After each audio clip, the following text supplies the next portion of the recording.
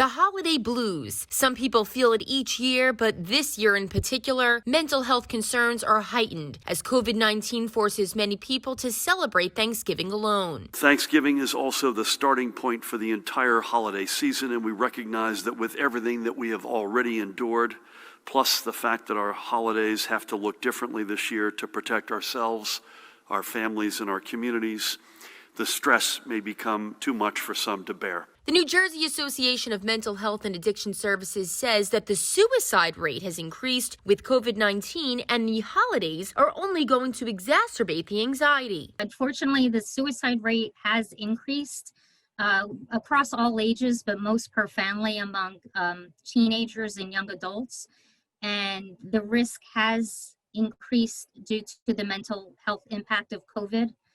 And also with the holidays, even if we were not in a pandemic, the holidays tend to exacerbate depression or anxiety. This year, with the social gathering cap of 10 people, many are resorting to Zoom calls to celebrate Thanksgiving with family. Throughout the pandemic, social isolation has been a major issue, and that continues to be a challenge for many people.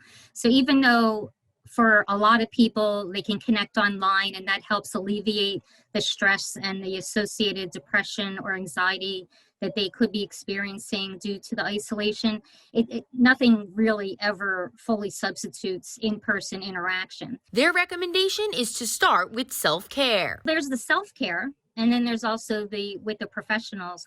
So with self-care, exercise, good nutrition, getting enough sleep, being able to say no to all the stresses. And of course, there is also a silver lining. With the pandemic, there are less invitations and less financial burden and stress. In pre-pandemic times, with so many invitations you might get, and if you feel obligated to go to all of these things, it's not healthy for some people. But on the bright side, the silver lining kind of, that it might be easier to find that balance for well-being. Physical and mental well-being. During yesterday's press briefing, Governor Murphy listed some resources for New Jersey residents to use for mental health support. Any New Jersey resident can call, and please make note of this, 1-866-202-HELP.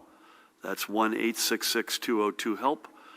Or text NJ HOPE to 51684 for free confidential support. Reporting for New Jersey News Network, I'm Kimberly Kravitz.